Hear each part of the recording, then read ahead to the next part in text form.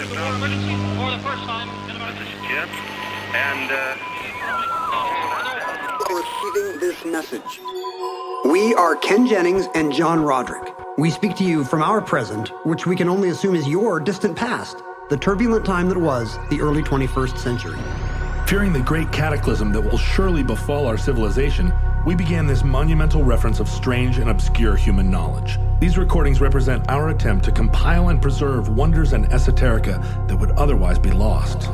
So whether you're listening from an advanced civilization or have just reinvented the technology to decrypt our transmissions, this is our legacy to you.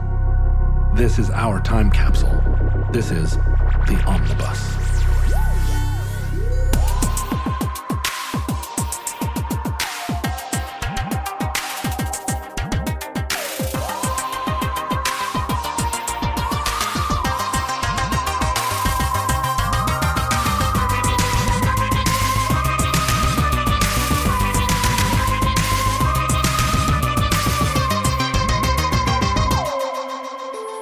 You have accessed entry 137.DA1006, certificate number 26015.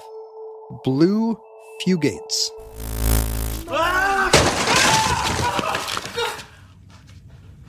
Are you crazy? Are you blue? Only in color, Michael. Only in color.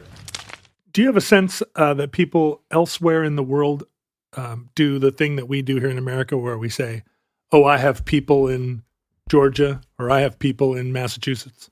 Is that a coinage? People. I have people in North Korea. I have people in... I don't actually say I have people. Oh, you don't? I would think of that as pretty regional, and I would think of, I don't know where I think of it as being, is it a southern? It sounds southern? It does sound southern. I have people in blankety blank. Because when I say it, I use that to mean my employees. Yeah, I have people out in the garden. Fulfilling orders in a facility in Nevada. So how do you refer, I mean, we've done it multiple times on the show, but how do you refer to your... Is it like where your family is from? Yeah. Is it answering the ethnicity question? Yeah, I have people from blank. It means, I think, your ancestors come from X rather than that you have distant relatives. I mean, there. This is very fraught because there's really no way to do it right if you're curious about someone who is not white. Oh, sure. Where are your people from? Yeah, because well-meaning people who just want to know more about somebody's culture, right. Will try. Where are you from? I'm from New Jersey. Yeah, but really, where are you from? Come on, don't say yeah, but really. But I've seen even pushing back on, don't even do what's your ethnicity. Don't make the person do the work of having to talk about their ethnicity if you don't want to. I've been finding more and more white people have been adopting some of the cultural imperialism is now adopting some of that. So it's like it's not polite to ask anyone where their people are from.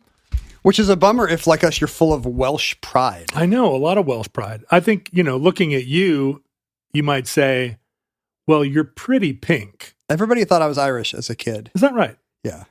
Wow. And in fact, most of my friends were not white. Like most of my friends were Asian. And so they would just use Irish slurs on me, which I really enjoyed because it seemed so old-timey. Busted. To be, first of all, I'm not Irish, so I'm not taking it personally. Right. But did they make potato comments? For them making potato famine jokes or calling me a Mick or whatever. I thought that was kind of fun. Yeah. Like I'm in a Jack Ryan IRA movie or something. Yeah. We've established on the show recently that you are definitely part elf because in watching the latest Lord of the Rings adaptation, your resemblance to a lot of the elves is kind of uncanny. Do I look more like the elves than any of the other races? By far, yeah. The only thing missing is pointy ears. You have. I wouldn't have called you elfin. People have. Is that right? Did you see? I can't remember where this was, but somebody sent me an email that said like, "Get off Jeopardy, you elf," or something like that. Pretty good. Burn. That's even better than calling you a Mick. But no, you're like Elrond. It made me so mad that I just left the tree and I didn't bake another cookie for the rest of the day. The young Elrond could be your uncle, could be your cousin. I felt like in the Peter Jackson Lord of the Rings, all the elves were supposed to be impossibly ethereal. They all look like K-pop, Yeah, or singers or something. like crazy Danes that had all been stranded on a rock. Just amazing bone structure. Yeah. But they're but the new elves are the a new little elves bit seem like they've been chosen to be more lumpen. Yeah. What happened? How did the elves get more shapely in the Third Age? Did plastic surgery get invented at Rivendell? Look, it's all in the Silmarillion, and you just haven't read deeply enough into it. Amazon did not have the rights to the elf plastic surgery stuff from the Silmarillion. But we're both Kentucky colonels. we are. Did you see they put me on some kind of a mailer or something? They put your name in the mailer? It's like a picture of me. It's like famous Kentucky colonels include Ken Jennings. It wasn't. I didn't get it in the mail, but somebody showed it to me online. Oh, because I get all their mailers. I guess I didn't read deeply enough into it. But this was just like some online marketing they did, where it's like, who are the famous Kentucky colonels of 2023? Jason Isbell and Ken Jennings. Ken Jennings. Jason Isbell probably comes from somewhere Kentucky adjacent. So, well, yeah, he's from Alabama, but it's close enough. Borders. It's funny that this is another example of your hard power versus my soft power. It's unlikely that they're going to say notorious internet scoundrel John Roderick is a Kentucky colonel. They might if they're trying to appeal to a certain kind of bad boy anti-hero crowd. No, I think that's the Sons of the Confederacy, which is a very different and antithetical group to our wonderful Kentucky Colonels group. But, Kentucky figures prominently in my history, and it was not a thing that I knew growing up. It was a thing that kind of gradually revealed itself as I did genealogy work and kind of traced back. I think my dad, when my dad was the first of my family, or of his family rather, to be like a civil rights oriented liberal Democrat. And so he disavowed his Southern relatives, including his mother or his grandparents.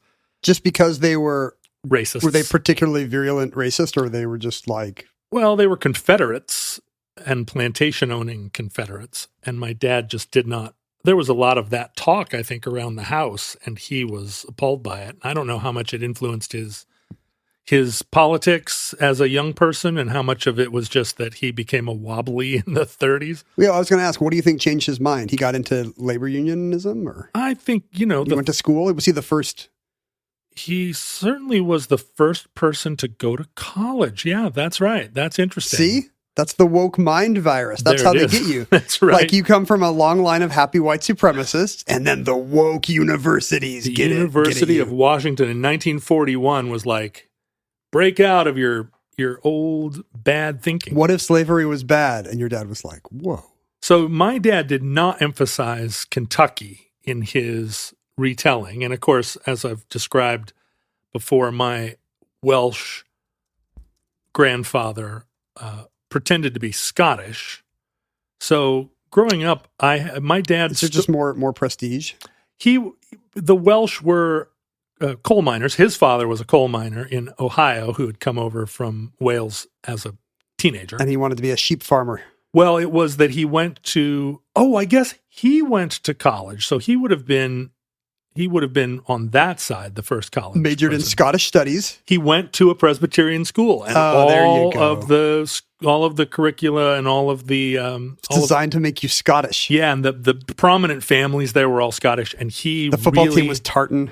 He really wanted that vibe, and so he just changed his origin story, as was possible in 1902. The appeal of John Knox. A whole generation of kids grew up thinking Scotland was cool.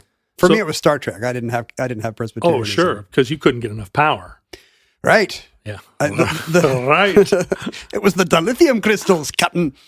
So yeah, growing up, I thought I was Scottish, and then sort of downgraded to Kentuckian, anonymous Southern. And it wasn't until later that I was like, wait a minute, it wasn't just Southern. You hate to get the 23andMe test where you're expecting to see 100% Scottish, and instead it's like 100% Kentuckian. Yeah, and 50% Welsh. And so I just recently, last year, drove back and spent a little time in Kentucky and found the old family cemetery and went to the old family houses.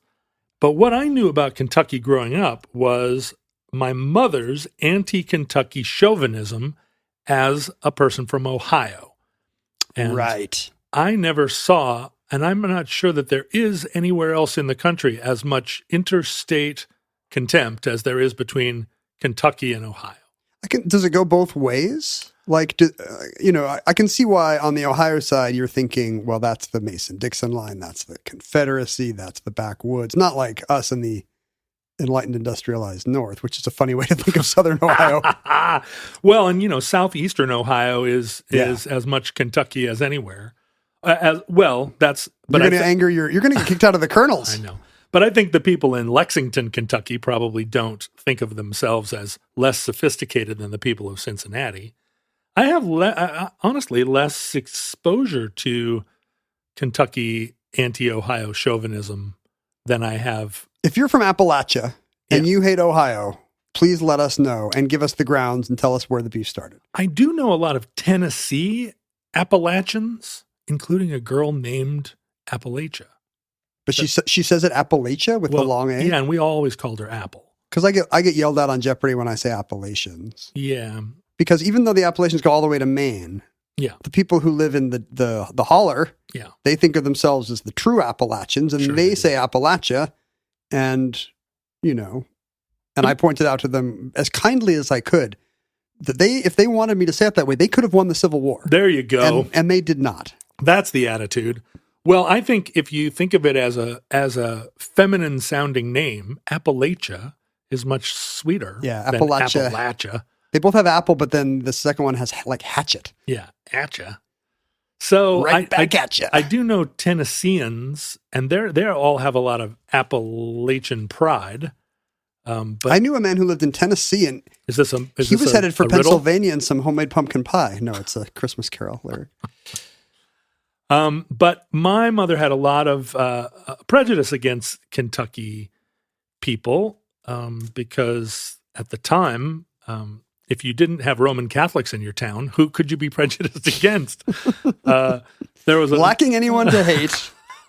They decided, the South, of course, and this then was the a mountain service people. Kentucky provided. But this was a topic that she suggested to me many years ago. This particular show. Yeah, 15 years ago, long before we started doing Omnibus, she said, listen, someday, if you ever have a podcast where you talk about the obscure errata. With Ken Jennings, who is recently on Jeopardy. Are you opening mail while we're doing the show? What are you doing over there? I just don't want there to be this sound later. So I was trying to silently. You're supposed to do that sound now? I did it so silently because I could do it quietly now. Oh, why? Because my booming voice is canceling out all the. Oh no, because I can do it slower. I see. This is like the John Cage as slow as possible mail opening. But guess what? I will stop because you appear to have bridled at the possibility. I did. I bridled at you doing something else other than listening to me raptly. You don't think I can listen wrapped and unwrap? Well, let me ask you this. If you were lecturing your child, yes, and your child was opening the mail and looking at you out of the corner of their eye. It's very telling that you think of this show as a parental lecture every other week. I think of all conversations I have in those terms. Yes, officer, I was speeding. I think we need to do the thing where you now quiz me on anything you've said, and with my perfect recall, I'm able to shut the teacher down. That's the thing. I used to do that trick in elementary school, and it's the best. You have 10% of your brain that is just... Oh, yeah? What was I saying, Mr. Jennings? Something boring about the water cycle. He got me again. Well, I hate to always... I've talked about this before, I'm sure, right? Many times we've talked about Kentucky, and I always probably bring up my mom and her prejudice. I do remember this, but I'm not sure which. I'm not sure in which entry. Somebody can cross-reference it for us. But I think a lot of it was a sense of everybody's looking for a way to set oneself and one's family apart, and a big part of that American mountain story, the Southern Ohio story, and the Appalachian story, was that the people of the mountains were isolated, and that often led to what at the time I think was a real social denotation, which was inbreeding. Right. I mean, that wasn't the source of all kind of, because there was also a fascination with hillbilly life, right? Like they were kind of free mountain people. They had the good music. Just in kind of early 20th century media, they're often coming up as kind of fun homespun folk of the soil. When Daffy Duck hangs out with hillbillies, they might be moonshining, but nobody's marrying their sister. Yeah, although there is a kind of what would you call it? Later on there was the deliverance kind of sense that people in the South in particular were prone to having birth defects or being really backwards culturally. And I would say my knowledge of that stereotype is post-deliverance for sure. Yeah. Like I can't think of any data points, but obviously people would have known and people in the region would have known. But it wasn't just that they were culturally primitive, but there was an element of, I guess you would call racism, a feeling that they were. Is marrying your sister a race? Well, that you would then become racially distinct, or that there would be a reason that you wouldn't take a spouse from there, a reason that you would be suspicious of their culture, that they would be different. One thing I see in a lot of Southern writing up to the Jim Crow era is just this idea that, there are two equally undesirable groups, and it's colored people, as they would have then said, African Americans, and it's poor white trash. And you show your status by being above those two groups, which, in the first part explains pretty much everything you need to know about post-Civil War life in the South. Up until the Civil Rights Bill, up until yesterday. But the second thing is very interesting. This idea that your social class includes the wrong kind of white folks who might as well be another race. Yeah, exactly. Right now in the United States, in New Jersey and Rhode Island, you can still practice incest. It's as long as you just practice. Yeah, it's legal to have intercourse with a relative, but you cannot get married to a relative in New Jersey and Rhode Island. Very sensible. That's a Solomon-like splitting of the incest baby. But in Ohio, only in Ohio in the United States, it is still legal to marry a sibling? To marry a sibling. So much for your mom's imagined hierarchy of the universe. I know. Think of all the Kentuckians moving to Ohio so they can marry their siblings. You cannot have intercourse with your child. Are you telling that to me? Or I'm saying anyone listening to this show cannot. In Ohio. But in Ohio, it is also illegal. But you can have intercourse with your aunt, uncle, cousin, or sibling and marry them as long as it is consensual between both parties. As long as they are attractive. And my sense is that southeastern Ohio has the largest community of people married to a close relative of anywhere in the United States. That's a brave generalization just to throw out there. Yeah. Other parts of the country feel free to represent if you think you have maybe more cousin marriages. I have visited that part of Ohio as part of my Silence of the Lambs tour.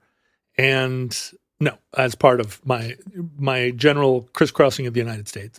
And there is a vibe there. There's a strong southeastern Ohio vibe that's not like other parts of Ohio. They all got big Habsburg jaws. Oh, I wouldn't say it was necessarily that you noticed it in the people, just the towns and it's impoverished. It's a poorer part of the state. Uh-huh. But in the mountains,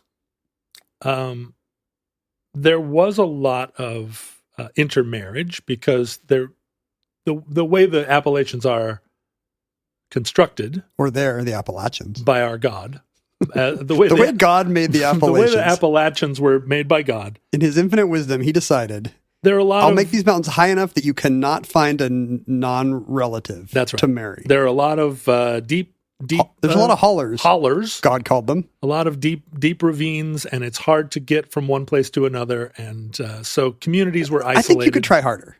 Honestly, if you were like, I'm not attracted to any of my cousins, you could leave the holler. It's probably a little bit steep for part of it, But then you get out of the holler, and I bet it grades out. You'd put a straw hat on your donkey with cutouts for the ears. You'd grab your blunderbuss.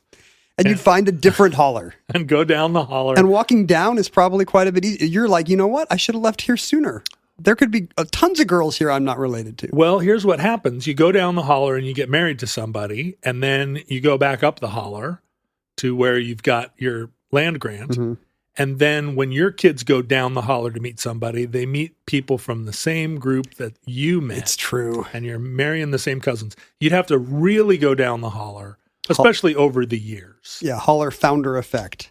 In this case, that is what happened.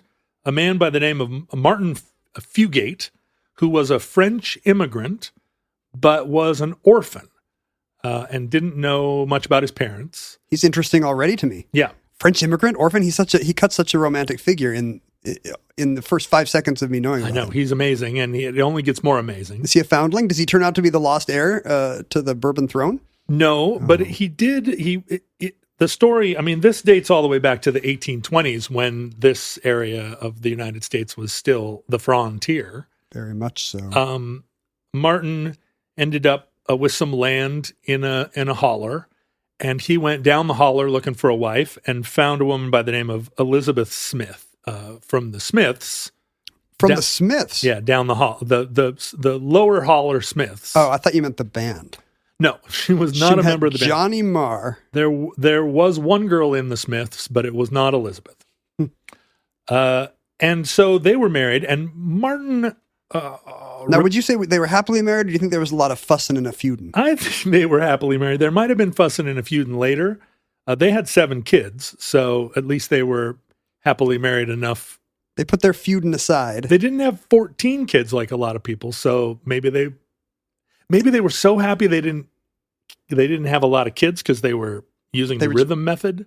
Really? People who are happier use the rhythm method? Well, you meet a lot of people now who are like, yeah, we're not having kids because we really like our life. Yes, exactly. As single people. We have schnauzers. Yeah, we're married and we love our dogs and we just like going to the movies and we're not having kids. So maybe this is the version. Maybe they just had a bunch of corgis. Back then you would have 7. You'd be like, no, our lives are so good. We decided to only have 7 kids. We have 7 donkeys. We're just young and in love. I don't think, yeah, exactly. We just want to spend more time cuddling and not so much time because even breeding. if you're not fussing and feuding, if you have 7 kids, they start fussing. See, and soon feuding. We'll get to that. The Martin Fugate, by some accounts, had a kind of bluish tint to his skin. Wait, you're burying the lead. I've jumped ahead. He's an orphan. Yes, and he's a French immigrant. Yes, but also he's a space alien. Well, you'll notice that do some people have a bluish? Well, there are tinge? You know, as a pink person, I'm quite. You pink. might not notice blueness, although you might. But yes, your blueness. If you just like, let's say you were a junkie and you put a belt around your arm and held it there long enough to underlying to use some sort of hypodermic needle, a kit you might keep. Your hand would get blue, right? You would, even mine. Even yours, no matter how pink, even your pink hand, maybe especially yours, would turn blue, and that would represent a lack of oxygen in the blood. Mm-hmm. The hemoglobin in our blood, in our red blood, carries a lot of iron in it, as we know. An amazing molecule. The iron is the thing that bonds with the oxygen that then goes from our lungs and brings the iron to the rest of the body. Let's hear it for hemoglobin. That's right. And hemoglobin uses the iron in hemoglobin is what we would call ferrous iron 2. Yeah, there are different iron ions. There are.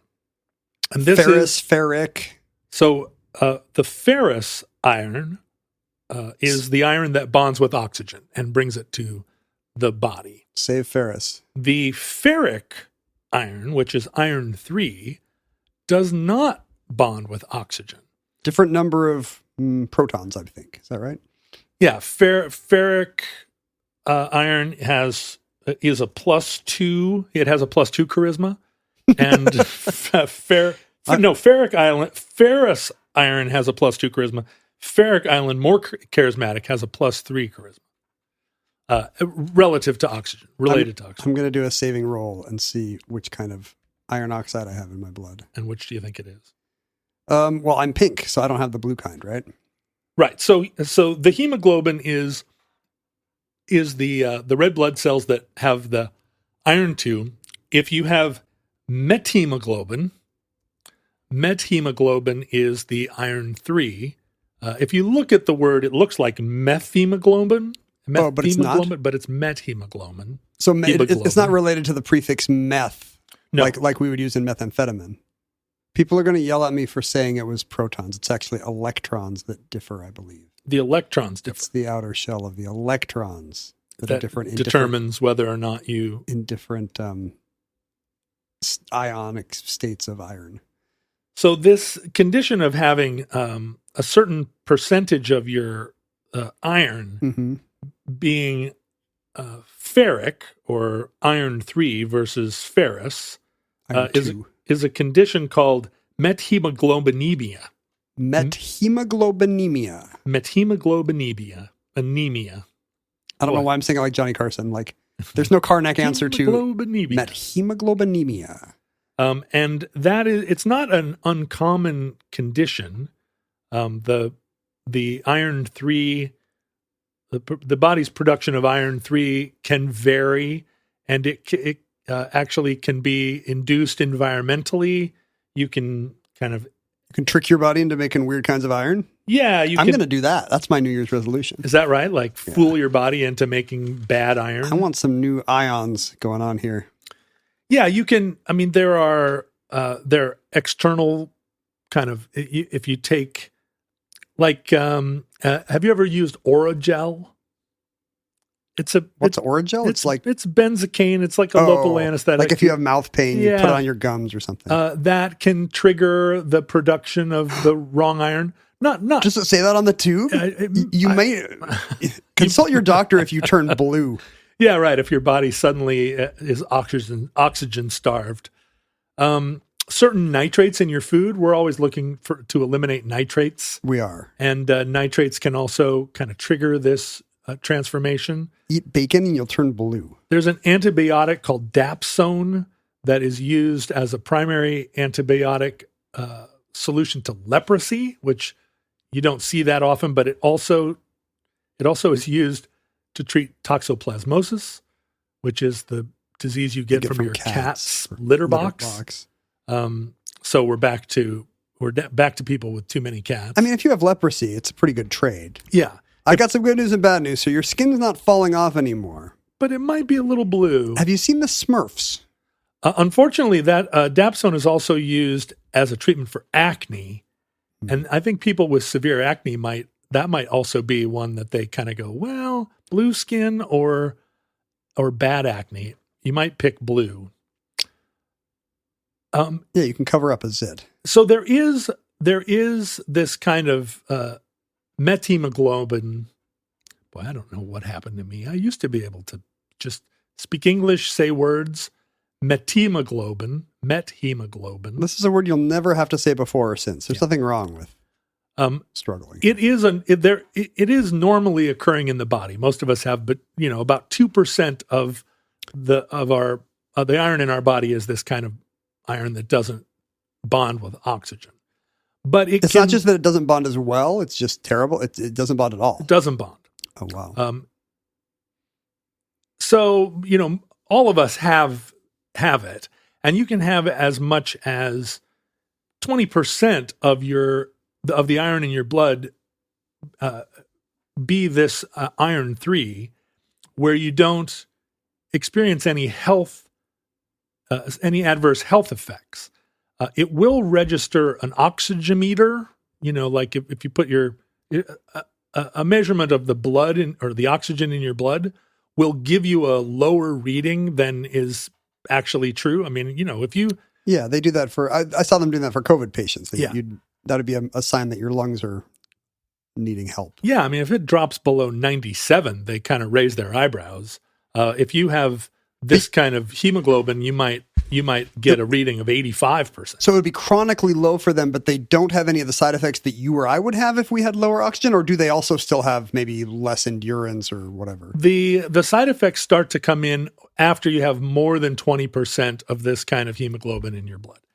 At which point you'll start to have headaches, but also it produces emotional effects, anxiety, and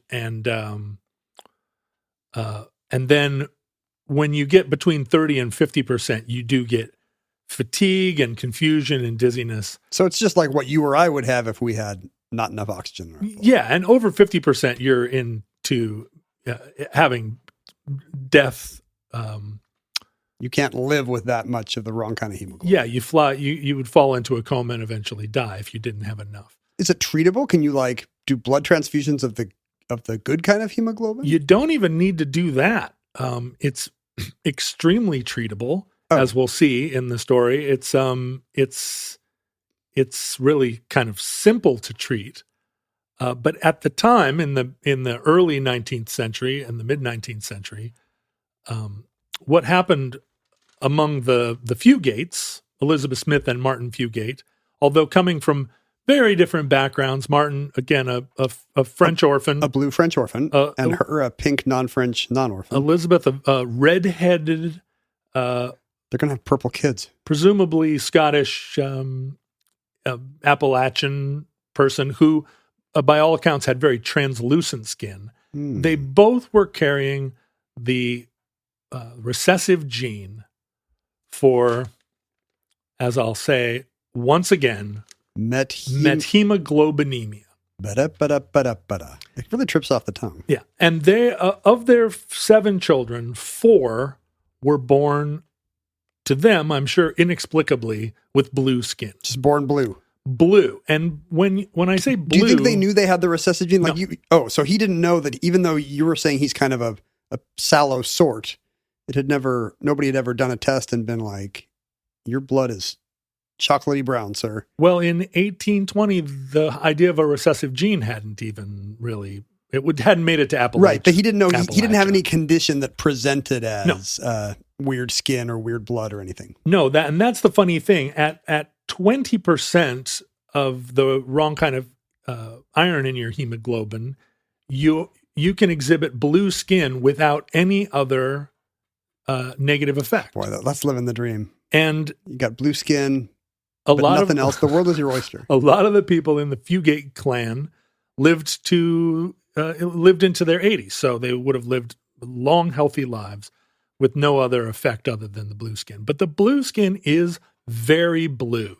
It's not just a kind of like, oh, I'm cold and my fingertips are blue. It's not merely pale and cool in color. It's blue. It's compare it to something that's not a hillbilly's skin. Well, let's see. There are blue things all around us. Like, is it like a slate blue house, or is it more of a kind of a pale? Is it a pastel? Let's see. There aren't a ton of photographs surviving of them, but it is a purpley, but also not. I think in the Fugates it was really like a bright blue. Yeah, I've seen pictures of someone with this condition, and it's, depending on the light, it's somewhere between royal Smurf blue and kind of a purplish shade. Yeah. Wow. Yeah. It's fascinating. And of course, they didn't understand where it was coming from. They thought it was of the devil. Perhaps the blue devil of Duke. Perhaps the blue devil of Duke.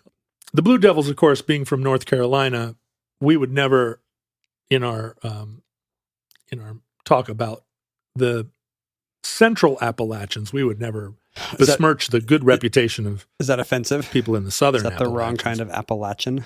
But there was a lot of confusion and shame around being blue. Then as now, and so the Fugates, already kind of isolated in their holler, were less inclined to move or even visit the big city. To go to the barn dance. And so the children of the Fugates married each other. Well, no, they went down the holler and they met other Smiths, Elizabeth's relatives, and married the Smiths, who had the recessive gene. a certain percentage of them had the recessive gene. And the bluer they were, the more Met H, let's just call it Met H, the more they self-isolated. And over time... Because, when people want to say they're not racist, when racist people want to say they're not racist, they're always like, I don't care if you're black, white, blue, or orange. Right. But it turns out in this case, people really did care if they were blue. Well, and they also care if you're black or orange. We don't know about the orange. I mean, there's plenty of historical evidence that they weren't crazy about black skin. Orange? Are there orange hillbillies? Well, no, but I think, they might have described Native Americans as... That's true. Orange. That's true. Ken, we've got a new T-shirt design after all this time. It's about time. Yeah, I know. It is about time. And not only is our new T-shirt design cool, but it does not incorporate artwork submitted by one of our fans. It is entirely your and my idea. You wanted a simpler look. You thought maybe the big graphic tees were leaving out an audience who wanted something cleaner, smaller, preppier. Yeah, that's right. I mean, I feel like if you're gonna cover the front of a T-shirt with a giant emblem, it should be 3 wolves howling at the moon. 100%. Whereas if you're going to do as we have done and release 2 matching T-shirts, a match set, one in black says over the left pocket, left breast, compatible with Marxism. Mm-hmm. And then a matching shirt in gray, but that says not compatible with Marxism. Are you with me? Are you with me so far? In hindsight, maybe we should have done Marxism on the left and anti-Marxism on the right. Oh, that would have been smart. It didn't occur to us. Well, next time. But this is your chance to vote with your dollars. Do you want the compatible with Marxism omnibus t-shirt or the not compatible with Marxism omnibus t-shirt? We don't know. We won't know who won the Cold War until the numbers are in. So futurelings, if you love talking about omnibus and love talking about politics with strangers and economics, which I'm guessing you all do in one form or fashion, these t-shirts are real conversation starters, even if you never leave your house. You and your significant other or insignificant other, depending on how compatible with Marxism you are. You can argue about the collectivization of farms for days. Yeah, you can wear opposite shirts on certain days and let that, ignite conversation over the breakfast table. Go check out our friends at Mediocrity own the means of production. So go to omnibusproject.com/store and follow the links to these cool new Marxist-themed t-shirts. They're so cool. So we're talking now from 1820, over 130 years. The descendants of the Fugates, which included family names like the Combs and the Richies and the Smiths and the Stacys, all just kept getting bluer. Passed this gene around until there were hundreds of blue relatives living in this part of Ohio. Teal, turquoise.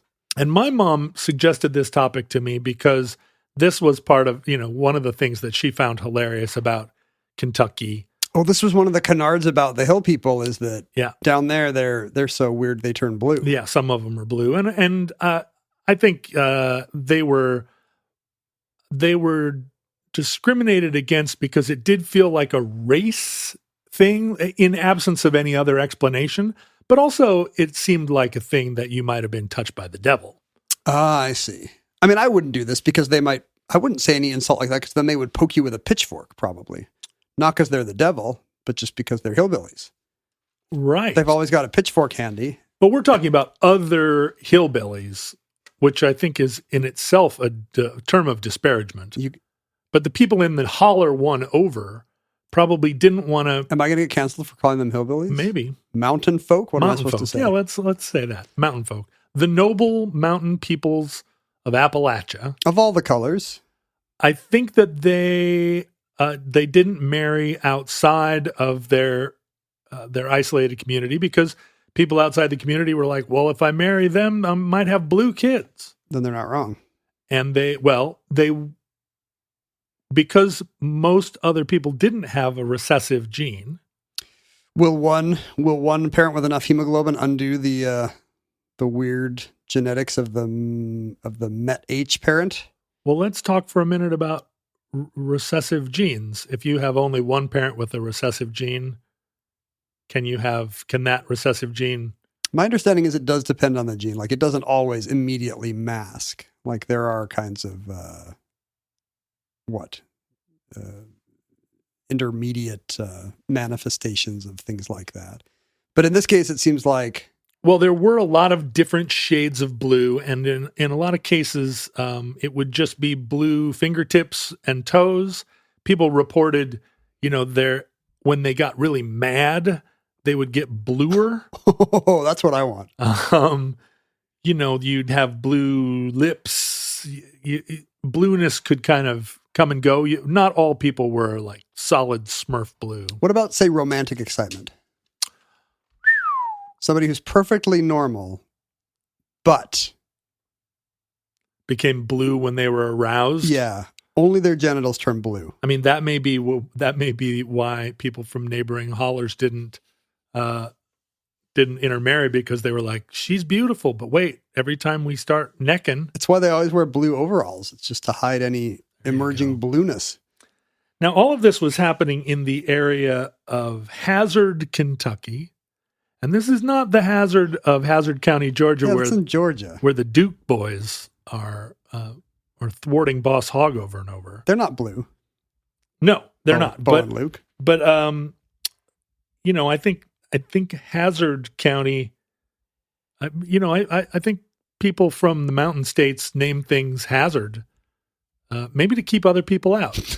Well, it's a hazardous life they lead up there. Well, and there's not a real Hazard, Georgia, I assume. The creek running through the area was called Troublesome Creek in Hazard, and so it does now seem to feel like maybe they're naming things like Dead Horse just to keep folks from emigrating there. Because as we know, Dead Horse is Yukon Territory like paradise. But I'd go somewhere with a Troublesome Creek. That actually makes it seem like a fun holler to me. Yeah, it does kind of, right? But I'm open-minded like that. Anyway, the blue people of Kentucky, the Fugates, stayed isolated enough that they were mostly legendary until the 1950s. They're like cryptids. Yeah, they are. The 14 times of its day was always trying to discover whether these people were really blue. In the 50s, a man by the name of Luke Combs took his wife to the hospital on another matter, down to the hospital in Lexington. And everyone at the hospital, whatever her ailment was, they weren't interested in treating it, and she died. No. But they were just like, check this blue lady out. They were really fascinated by the fact that she was blue. It's like showing Captain Kirk a green lady. That's right. He just can't get enough. I know. And it was maybe fortunate that there happened to be a hematologist by the name of Madison Coween, and his name is always written Madison Coween III. Good for him. It feels like a little bit of a serial killer name, but also kind of a... There are probably so many other illustrious Madison Coweens in his family that it really helps to be like, oh, right, the hematologist. Not his dad, the attorney general of the state or whatever. It might be a little bit of an early version of Nepo Baby, like like a little bit of a shoot down. Yeah, I'm sure Madison Coween Jr. really opened a lot of doors for Madison Coween III. Anyway, he was a hematologist from the University of Kentucky, a young guy who was there in Lexington doing a rotation. And he had read that this was also a problem or also an occurrence within the Inuit population in Alaska or northern in the Arctic. Interesting. They're not just cold. No, although, the cold does affect it, but no, because of the tendency for families to interbreed in isolated places. And he recognized it as a problem of the blood. And this guy's a hematologist. He probably thinks everything's a problem of the blood. That's the thing. He's looking for a blood problem. I think if you draw blood from someone with Met H, the blood is visibly brown. It's chocolatey colored instead of bright red. It looks like Hershey's chocolate sauce. Yeah. That's just, saying that, it's just going to discourage Europeans from thinking that Hershey's is delicious, which is a decades-long thing in my Way to stick up for Hershey's. Trying to convince people in Switzerland that really to Hershey's eat our bad, waxy is chocolate. delicious. It's Fine. quite good. It looks like Nutella. Does that help? There you go. That's much better. The Hershey bar with almonds is the highest form of chocolate dessert. I'll go to my deathbed with that hot You'll take. go to your deathbed and you'll head straight to hell where you'll just have to eat Almond Joy for eternity. Look, I hate Almond Joy. Whatever. It's a Hershey's product. No, isn't it? That's terrible. Oh, maybe it's Peter Paul. No, I don't know. Anyway, Madison Coween III gave Mrs. Combs an injection. I bet he did. And it was an injection of a blue dye called methylene blue, which is a kind of salt. Yeah, we use that as an indicator for something. Oh, no, that's the stuff you put in brownies. What, methylene blue? Yeah, we did this once in college. Some people had another apartment had pranked us. Oh, and made your pea green? We made them methylene. I can't remember what they did to us, but maybe they did them. No, they did the brownies to us. Wait, you've never told me about your college hijinks. I can't You even had remember. hijinks? Well, apparently I can't remember which way the story goes. I can't remember what we did to start this, but in return, You short sheeted their beds. we got methylene blue brownies and, peed blue for a week. And that's the only effect, you pea blue. I hope so. In the case of people with Met H, We find for the defendant. it immediately increases the oxygenated form of iron Oh, interesting. in their blood, such that the nurse in attendance, Ruth Pendergrass, reported that their skin started to turn pink before her eyes. Ironically, you give somebody Blue dye. blue dye and it makes them less blue. Less blue. Two blues make a right. That proves that homeopathy works. Yeah, two blues, I guess, make a pink. And so all of a sudden, this thing that had caused them so much shame throughout their lives, this scarlet letter, As it were. The azure letter. was relieved by just a simple intervention, a non-toxic intervention. And so the stigma of the blue Fugates now had a treatment. And the last family to be born sort of pre-treatment was the Stacy family. Luna Stacy had 13 kids, and she was blue, and her family was blue. But Ben Stacy would have been the last child born blue. The last blue American. Because as the stigma of their blueness went away as a result of these injections, the families dispersed out of their isolated sort of Blue man group. That just let the air out of me. Yes, they dispersed out of their blue man group and started to, be able to live normal lives in Lexington. Normal lives. My handicap was I was too blue. And as soon as they married people that did not have the Met H gene, It got dominanted out of them. DNA. the blue went away, and Ben Stacy was blue as a baby, but immediately got the blue dye, dye treatment, and now, the Fugates are not any different from anyone else. Except, for whatever. Well, but Whatever they're weird. great banjo players, and also, Right. I found a chemist online saying do not do the methylene blue brownies prank, by the way. It can have bad effects on different kinds of medications. Oh, sure. It's just like eating grapefruit. You can't do it if you're on certain meds. So that apartment of girls could have actually killed me if I'd been on. Wait, they were girls? You were think so. pranking each other, and one of you was a group of girls? Does this seem not ladylike to you? No, I mean, that just gets hotter and hotter, this story. But there is one other instance of a person with extraordinarily blue skin that was in the news fairly recently. But he is not a person genetically blue. He's a man named Paul Carrison. And I don't know if you remember this, but there was a fad for drinking and applying colloidal silver. Silver's been recognized as an antibiotic for thousands of years. And as part of a kind of 80s, 90s health craze, drinking a mixture of silver and water, really a tincture level amount of silver, was touted as a solution to aging. It was a low grade antibiotic with health benefits that wasn't biological antibiotic. I missed all of this. Yeah, I mean, I didn't take any colloidal silver at all. You missed a lot of modern health fads, I'm guessing. That's probably true. But colloidal silver was and is. I mean, you can still find it and take it it's maybe not any different than NAD 3 or whatever that. It seems expensive. Well, yeah, but it's a precious metal. It's just a tiny.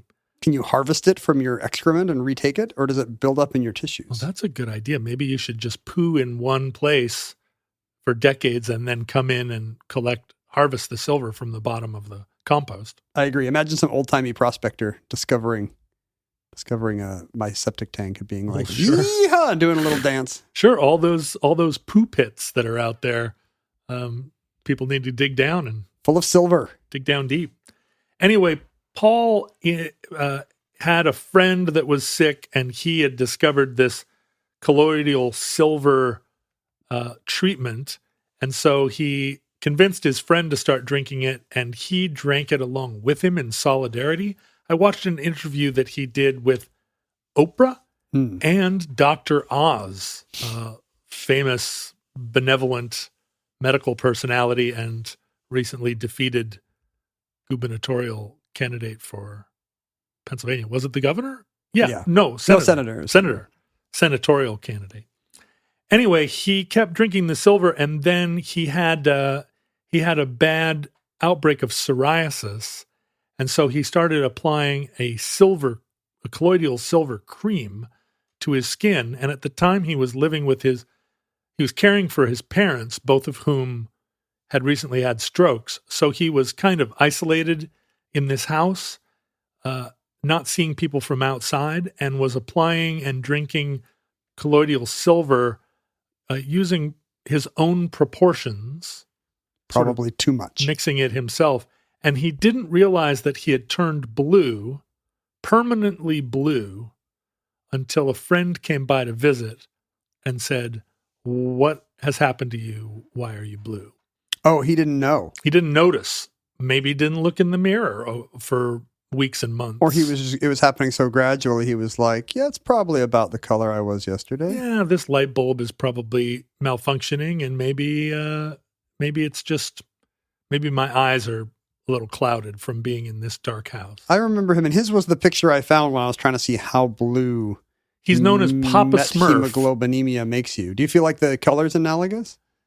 Yeah, I think that the Fugate blue was actually maybe bluer and less purple. Ooh, interesting.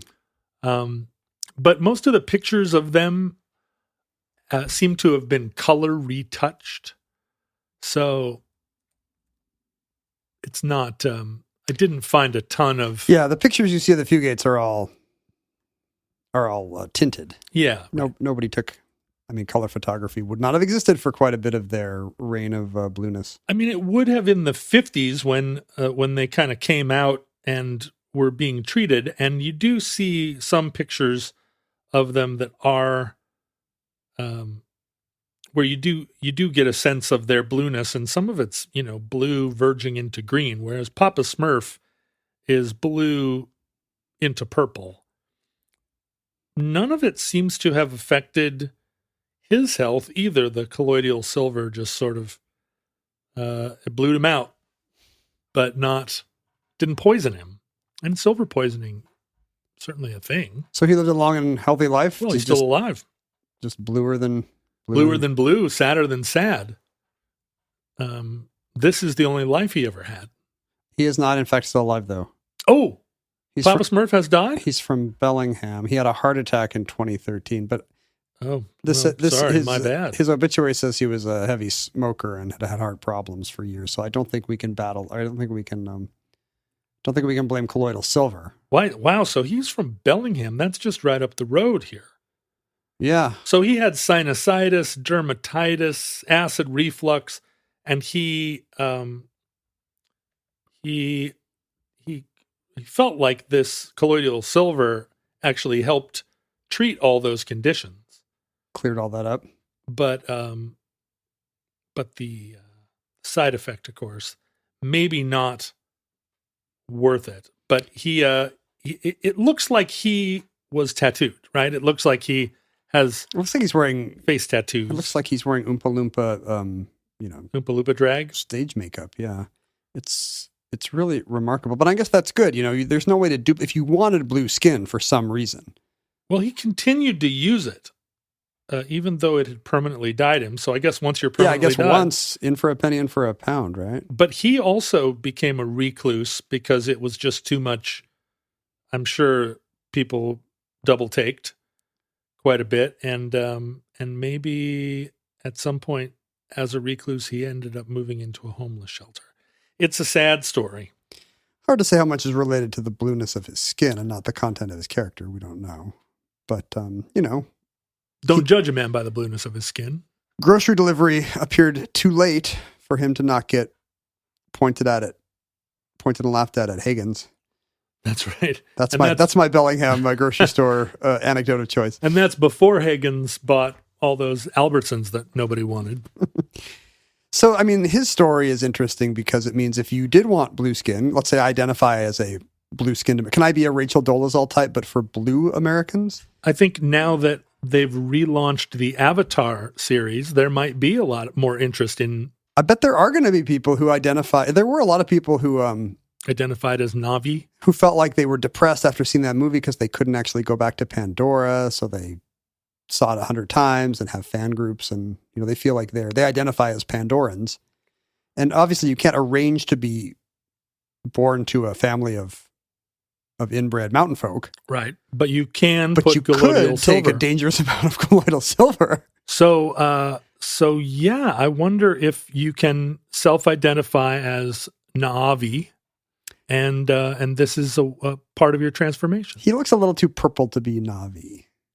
If James Cameron is smart, if he knows where the money is, well, maybe he will introduce some purplier residents of Pandora. Maybe don't keep taking it. Maybe put it on for less time. Don't just keep going till you're blue in the face. And that concludes Blue Fugates, entry 137.DA1006, certificate number 26015 in the omnibus. Futurelings, as always, you can find the new weekly omnibus on social media at Ken Jennings, at John Roderick, at Omnibus Project. Other listeners will be found as Futurelings on Facebook. You can email us at theomnibusproject@gmail.com to complain about whatever issues of blue identity or representation you feel we treated ham-handedly in this entry. I should trigger alert right now that if you are either blue-skinned yourself or triggered by people with blue skin, please do not listen. Don't listen to this entry at all costs. Certainly don't wind it back and listen to it again, unless you're just a real glutton for punishment. Or maybe you're trying to do aversion therapy and you want to be more tolerant. Is that still a thing? To blue, I think so. Isn't that some way to get people over phobias? Is gradually increase their exposure? Yeah, but I thought our contemporary solution to that was just to dive deeper into go inside. Yeah. Unless you're claustrophobic, in which case go outside. Okay, right. The Omnibus Project at gmail.com would be the place to send those. As you may have heard, we have some mail. Yeah, that right. I was opening prematurely. We were opening mail during my show. Gina We were. Gina sent us a very cool podcast from the Outer Banks, the Cape Gina, Hatteras Jeena? Gina. Oh, the more conventional spell. And Gina and Phil are fans of all your great shows, and because they were listening on a trip to the Outer Banks, they enjoyed the show about the moving lighthouse. And here's a very suspect postcard. Like, I believe that's a Photoshop job. Huh. There's a moon. Yeah, that's a pretty severe moon illusion happening there.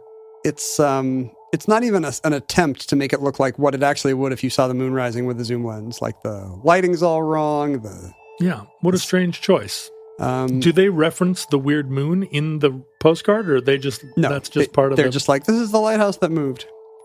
Maybe they didn't even notice the weird moon. Maybe they thought that was like some kind of a domed mega church nearby. Or a big cheese, a wheel of cheese. Well, hat tip to you, Gina. Thank you, Gina and Phil. Colin sent us a great note with a period, it looks like a 1962 era Seattle World's Fair postcard. There's the Science Center. Beautiful. But beautiful Minoru Yamasaki architecture. As the twice weekly era of Omnibus comes to an end, I wanted to send a note with my gratitude for expanding my knowledge, easing my commute, and provoking a dozen thoughtful chuckles per episode. A dozen? A dozen thoughtful chuckles. We should start flagging them. Thoughtful chuckle number 6, and then you'll make a little witticism, and then Colin can laugh. Thank you so much. He points out that this postcard credits the color treatment on it to Mike Roberts of Berkeley 2, California. Berkeley 2? Berkeley 2. What even is it, like Biosphere 2? We should do an episode on Berkeley 2, whatever it is. Is there a new Berkeley? I like that postcard has the Century 21 logo on the back, which you see less frequently. The Up Records logo. Was the Century 21 Realtor named for the fair, or were they the sponsor of the fair? Or do you remember Century 21, the big, of course, Seattle area realty? Were they national or not? They were in Anchorage. Now, I just looked up Berkeley 2, and it appears to be located in Glasgow. But it's Scotland? But it's like a rehearsal studio, so that can't be true. I don't think this is that. Berkeley 2. Scarlett and Sophie Ricard, I hope I'm saying that right, sent us a note saying, our cousin Will Samuels heard you talk about the original of this book on your show, their Eisner-nominated graphic novel, The Ragged Trousered Philanthropists. Yes. And they sent us a copy. I have no memory of which show this is. Who are the Ragged Trousered Philanthropists? John, no pressure.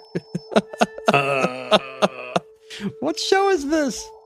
I think it was in the Boots Theory episode, where we were talking about the Terry Pratchett theory of economics. Did this guy originate the observation that the poor are the ragged trousered philanthropist, are underprivileged, I think, came later. This is so it might have been a. Well, this book is, but the actual early 20th century socialist works they're referring to would have predated Pratchett. Right. So I forget whether it was. I forget how I referenced it. When I'm looking at it here, it's also a television show. Well, the good news is we got a copy of an Eisner-nominated graphic novel about it.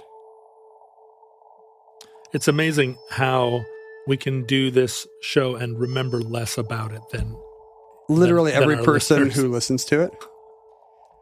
I'm going to say that you're right, and this was the Ragged Trousered Philanthropists. Do you think it's in our metadata? Is that what you're searching for?